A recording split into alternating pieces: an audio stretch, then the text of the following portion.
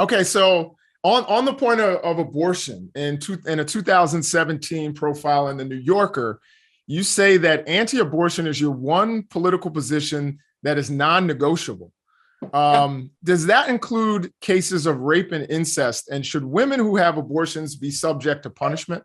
And the reason I ask that, of course, Donald Trump, in an interview, I believe on NBC, he said that they should be subject to punishment. There are other people who have thought that. And so I'm just wondering what your position is.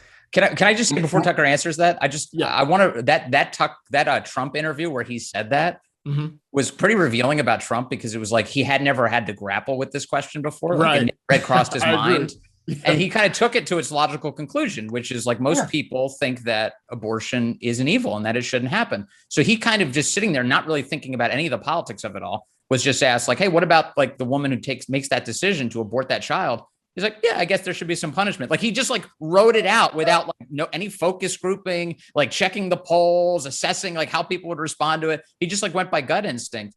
But I thought it got to like an important moral point that like all of us just have to weigh. Is abortion good or is it evil? And I think most people come down on the side of evil. They just kind of decide like at what stage of gestation. So should women who have abortions, there shouldn't be abortions, there shouldn't be rape, there shouldn't be, I'm against all of it, but you need to start out by acknowledging the obvious, which is it's taking the life of a child, a human child, and that's horrible.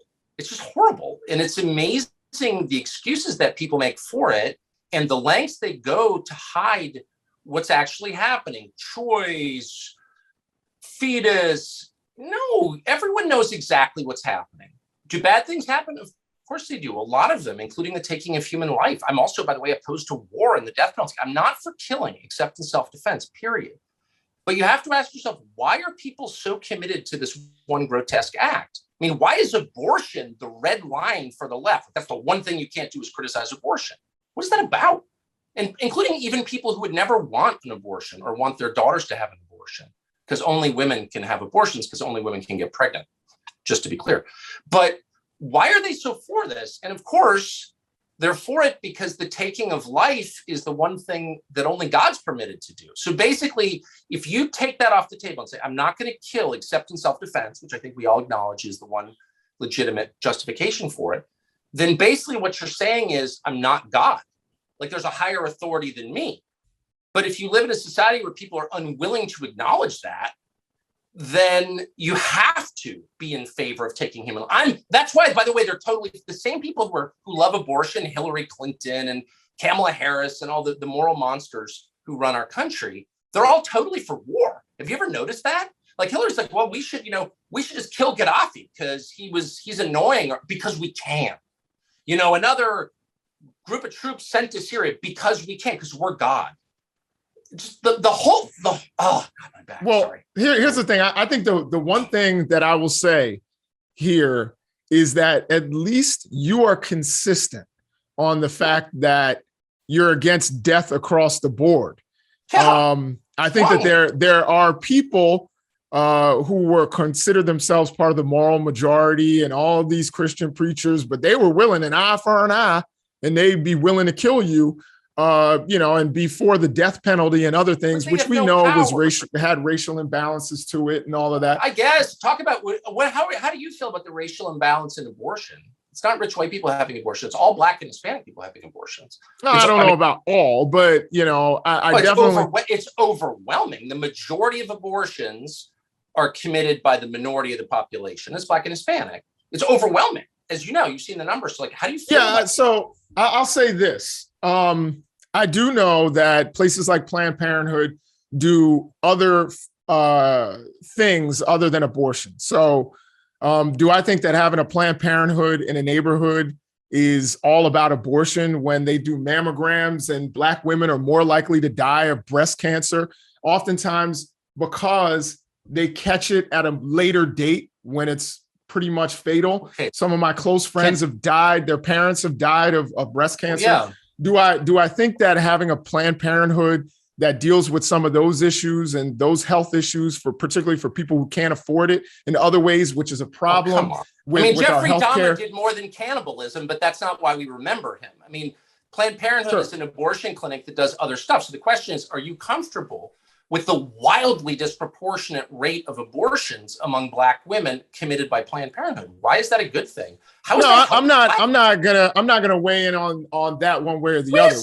One thing I will say, Black people. Well, how can it be for Black people if they're aborting their one thing I will say at a wildly disproportionate level?